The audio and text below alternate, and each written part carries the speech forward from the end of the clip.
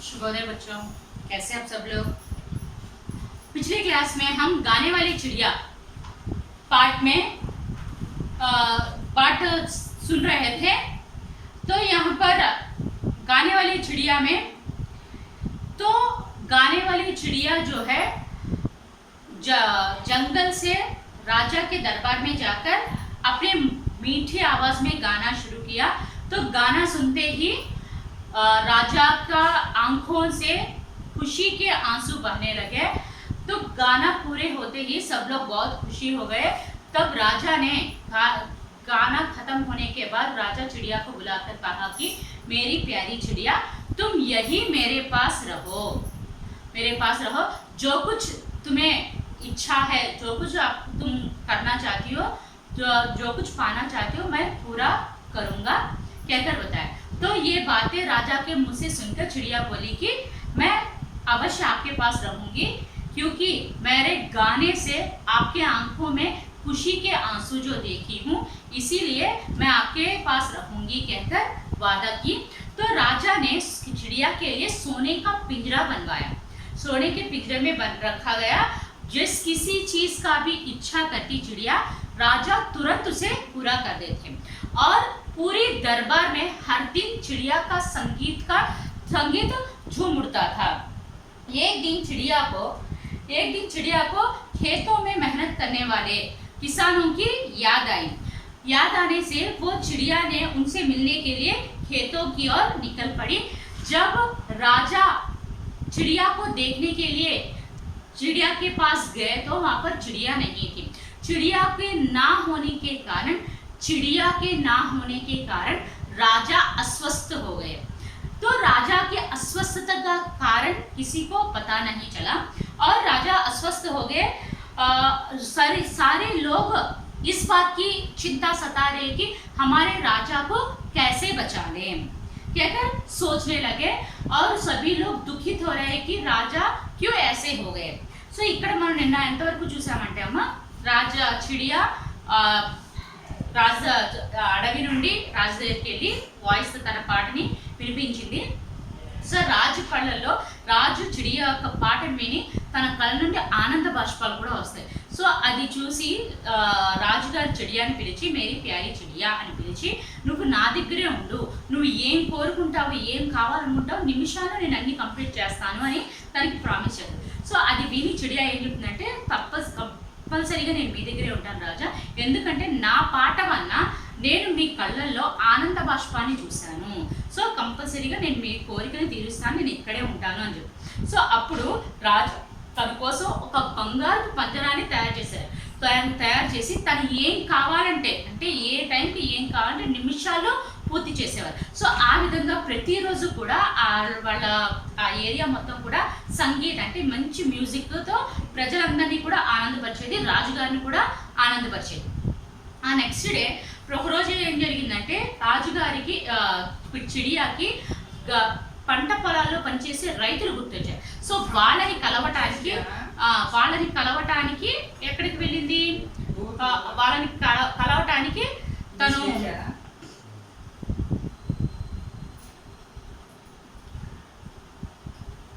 వాళ్ళని కలవటానికి పంట పొలాల్లోకి వెళ్ళింది. సో ఎప్పుడైతే రాజుగారు చూడడానికి వెళ్ళారో, రాజుగారు పక్షిని చూడడానికి వెళ్ళారో, అక్కడ పక్షి కనపడకపోయేసరికి రాజుగారు అస్వస్థతకు గురవుతారు. అంటే ఆయన ఆరోగ్యం పాడవుతుంది. సో ప్రజలందరూ కూడా ఆయన ఆరోగ్యం గురించి బాధపడుతూ ఉంటారు. ఏం జరిగింది, అసలు ఎందుకు ఇలా రాజుగారు తయారయ్యారు అని చాలా బాధపడుతూ ఉంటారు. దాని తర్వాత ఏంటో చూడండి. एक दिन राजा ने बहुत ही कमजोर आवाज में कहा, संगीत संगीत, चिड़िया की गाना सुनवाओ। सभी दरबारी सोचने लगे कि चिड़िया को कैसे बचा ले। तभी उन्हें मधुर संगीत सुनाई दिया। वे सब आवाज की ओर देखने लगे। चिड़िया अपनी मधुर आवाज में गा रही थी। यह देखते ही सबके जान में जान आ गई। तो एक दिन राजा कमजोर आवाज में, कमजोर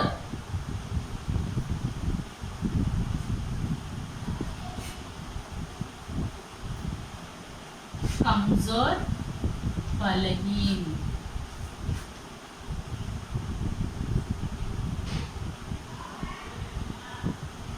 मधुर, मीठा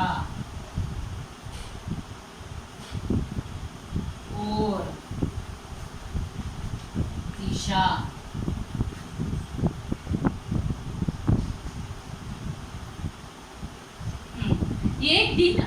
एक दिन जो है राजा अस्वस्थ से ही वो बहुत ही कमजोर माने बलहीन आवाज में कहने लगे कि संगीत संगीत, मुझे चिड़िया की गाना सुनना है कहकर बताया। तो सभी दरबारी सोचने लगे, माने वहां पर चिड़िया नहीं थी, गाना सुनाने के लिए चिड़िया नहीं थी। सभी दरबारी माने उस दरबार में रहने वाले सारे लोग सोच रहे कि अब राजा चिड़िया की गाना सुनना चाहते हैं, लेकिन यहाँ दरबार में चिड़िया नहीं है, क्या करें कहकर वो बहुत सोचने लगे। तभी उसी वक्त एक मधुर आवाज में संगीत सुनाई दिया, बहुत ही मधुर आवाज में संगीत सुनाई दिया। तो वे सारे लोग संगीत किस ओर से आ रही, किस दिशा से आ रही है कहकर सभी लोग मुड़कर देखा तो चिड़िया गाते हुए अपनी मधुर आवाज में गाते हुए आई। तो चिड़िया को देखते ही सबके जान निकल आए, क्योंकि अभी राजा बहुत ही कमजोर आवाज में कहा कि चिड़िया की सुनना चाहते हैं। तो अभी उनके यह सोचने लगे कि यहाँ पर चिड़िया तो नहीं है, कैसे सुनाए कहकर सोचने लगे। तभी मधुर आवाज में संगीत सुनाई दिए, सभी लोग उस और मुड़कर देखा तो चिड़िया उड़ते हुए गाना गाते हुए आई। तभी उन सभी लोग बहुत ही प्रसन्न हो गए। సో ఇక్కడ ఏం జరిగిందంటమ్మా, సో ఒక రోజున ఆయన అస్వస్థగా తన హెల్త్ బాగోపోయినా అలా మంచం మీద పడుకొని చాలా బలహీనమైన వాయిస్ తో, చాలా కమ్జోర్ అంటే చాలా వీక్ గానే ఆయన ఏం చెప్పారంటే తన మనసులో కోరికని చెప్పాడు. ఏమని, నాకు సంగీత నేను పక్షి యొక్క పాట పాడే పక్షి యొక్క పాటని వినాలనుకుంటున్నాను అని చెప్పేసరికి ప్రజలందరూ కూడా ఆలోచిస్తూ ఉంటారు. ఆయన చిడియాకైతే బంగారం పంజరాన్ని కట్టించారు, కానీ ఇక్కడ చిడియా లేదు, ఏం చేయాలి అని ఆలోచిస్తూ ఉండగానే ఒకవైపు నుంచి ఒక స్వీట్ మ్యూజిక్ అనేది వినిపిస్తుంది. సో అందరూ కూడా అటువైపు తిరిగి చూస్తే చిడియా ఎగురుకుంటూ తన తీయనైన వాయిస్తో పాట మొదలు. సో అలా పాట మొదలు పెట్టగానే ప్రజలు ప్రాణం లేచి వచ్చినట్టు పని అయింది. ఎందుకంటే ఇప్పటి వరకు కూడా రాజా హెల్త్ బాగాలేదు, ఆయన అడిగిన కోరికను తీర్చలేకపోతున్నామన్న బాధలో ఉన్న వాళ్ళందరూ కూడా ఆ సంగీత మ్యూజిక్ వినగానే వాళ్ళ ప్రాణం లేచి వచ్చినట్టుగా అనిపించింది. किसानों के द्वारा चिड़िया के राजा के अस्वस्थता के बारे में सुन लिया था। तुरंत वह राजा को अपने संगीत सुनाने में आ पहुंची। जैसे जैसे वह गाना गाती वैसे वैसे राजा की अस्वस्थता दूर होती। धीरे धीरे राजा अस्वस्थ हो गए। वे चिड़िया से बोले, प्यारी चिड़िया मेरे पास लौट आओ, मैं हमेशा राजमहल में रखूंगा। चिड़िया बोली, नहीं महाराज, मुझे अपना संगीत मेहनत करने वालों को भी सुनाना है। मैं हर दिन यहाँ आऊंगी, आपको भी अपना संगीत सुनाऊंगी।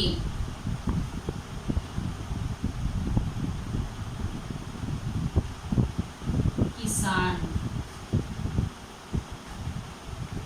कृषक,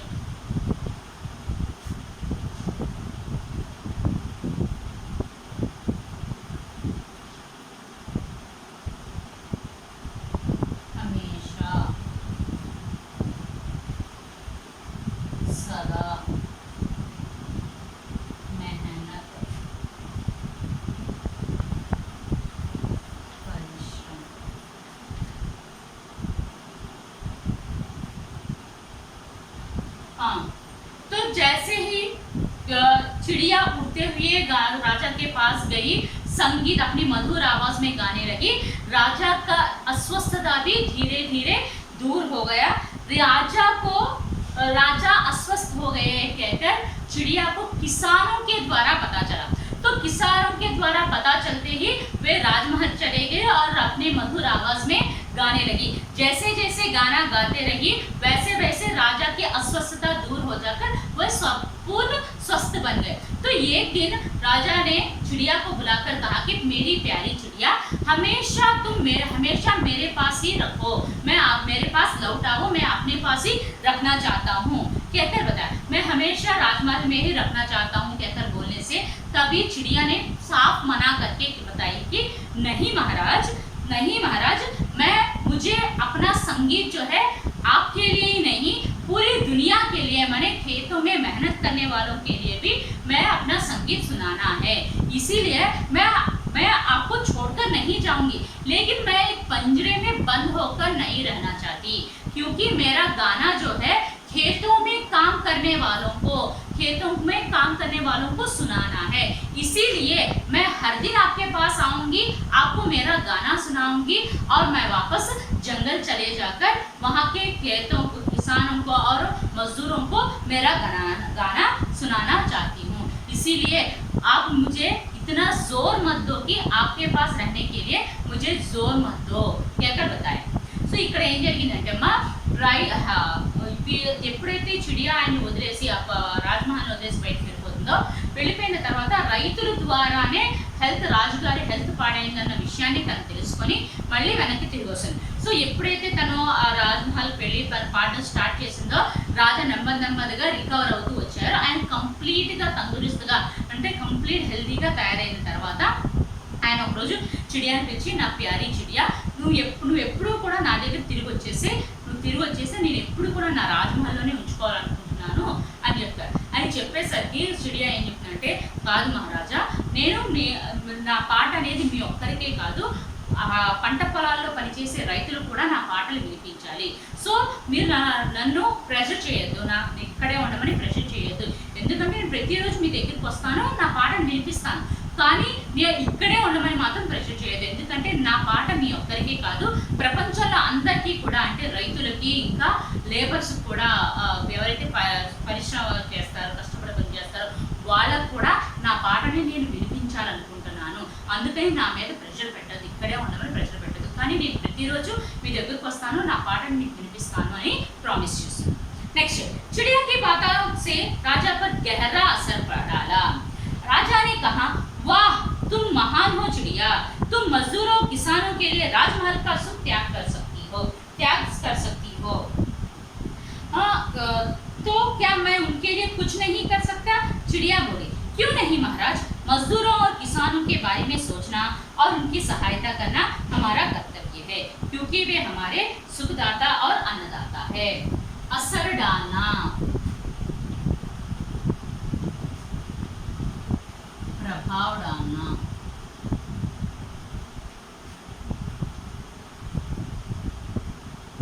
प्रभाव पड़ना।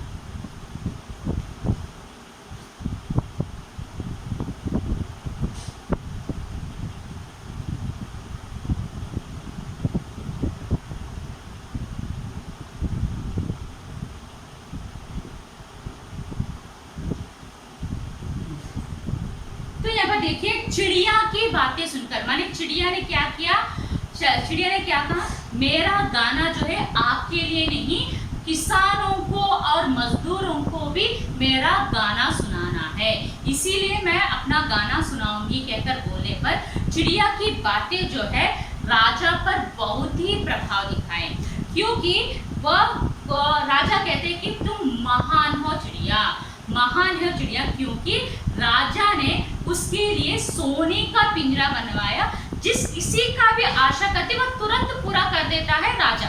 लेकिन अब चिड़िया जो है वो राजा का सुख भी, माने राजमहल का सुख भी त्याग करके वो खेतों में काम करने वालों के लिए, मजदूरों के लिए मेहनत कर रही है।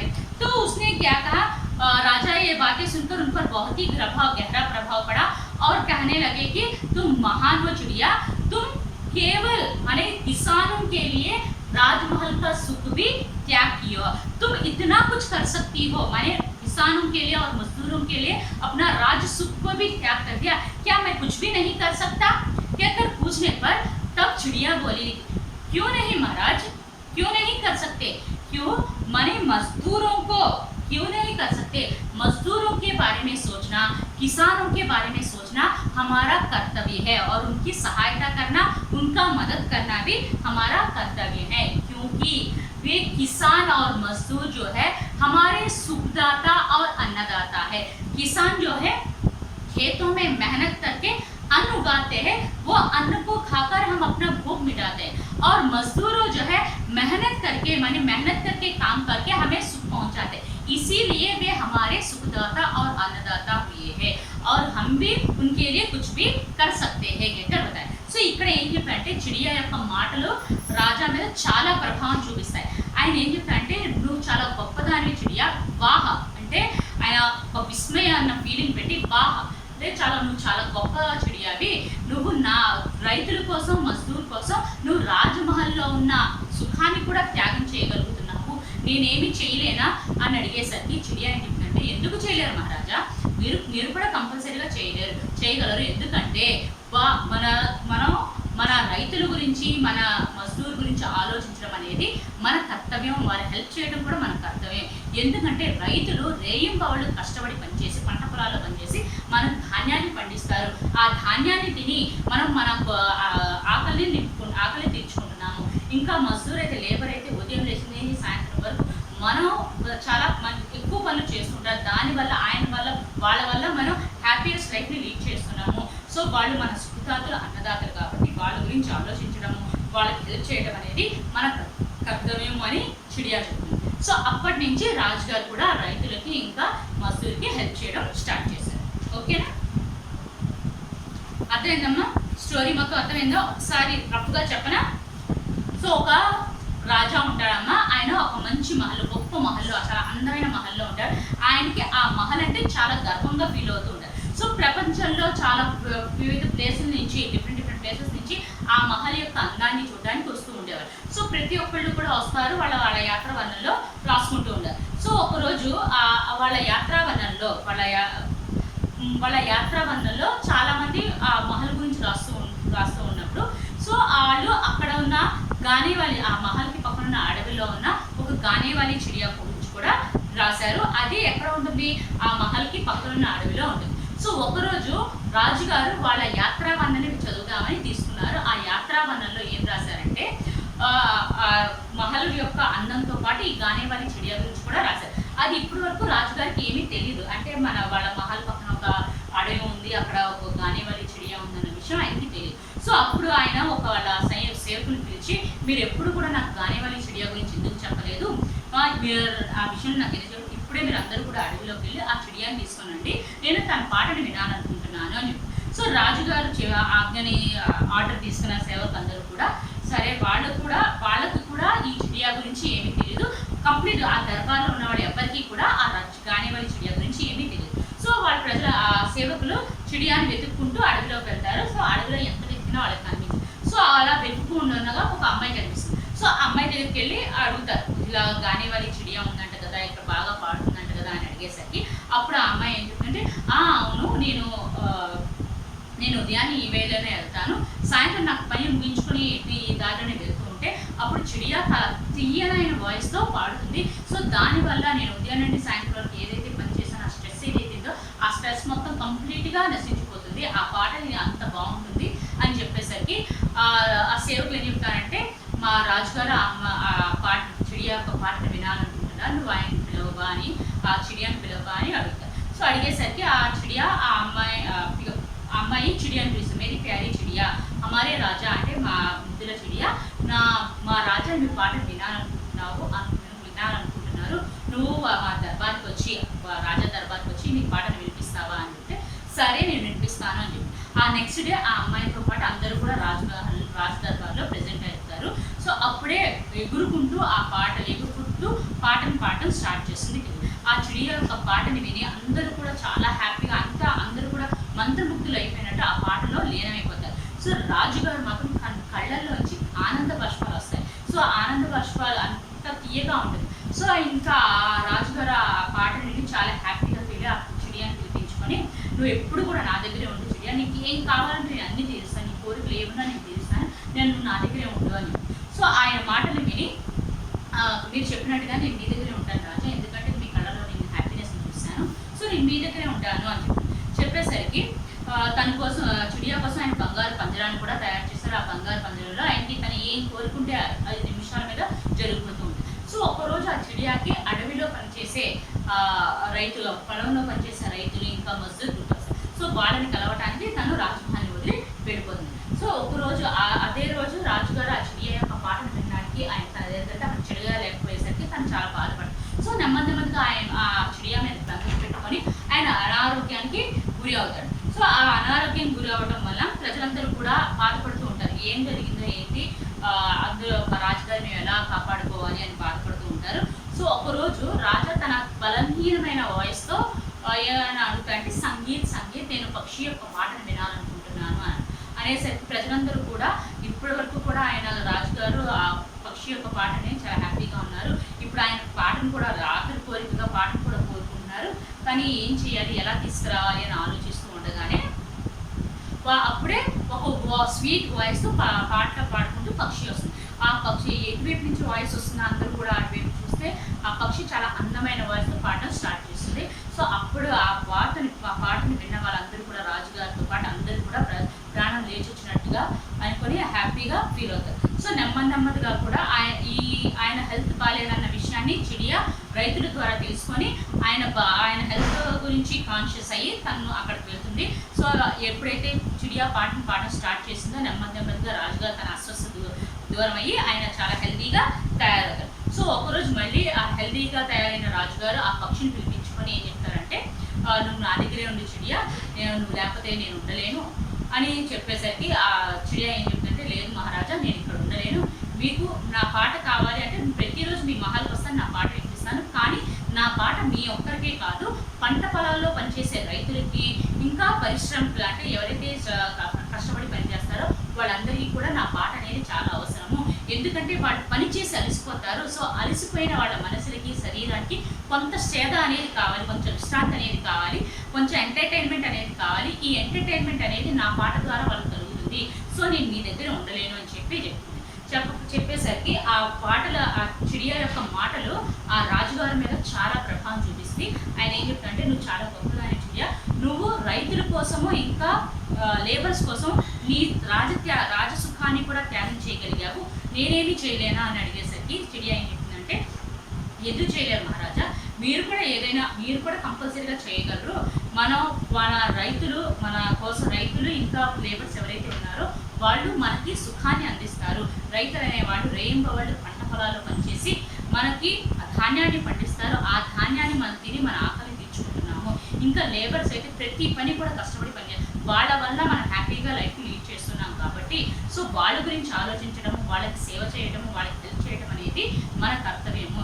ఎందుకంటే వాళ్ళు మన అన్నదాతలు, సుఖదాతలు కాబట్టి వాళ్ళని జాగ్రత్తగా చూసుకోవాల్సిన బాధ్యత మన మీద ఉంది అని చెప్పడం జరిగింది. సో దీంతో ఈ లెసన్ అంటే మనం మన రైతులకి, మన లేబర్స్ని జాగ్రత్తగా చూసుకునే రెస్పాన్సిబిలిటీ మన మీద ఉంది అని మనం తెలుసుకొని, సో ప్రతి ఒక్కరికి కూడా రైతుల్ని ఇంకా లేబర్స్ని గౌరవిస్తూ వాళ్ళకి హెల్ప్ చేస్తూ ఉంటారు. ఓకేమ్మా, ఈరోజు హోంవర్క్ గాలి వాలి చిడియా మొత్తం టెక్స్ట్ బుక్ రీడ్ చేయండి.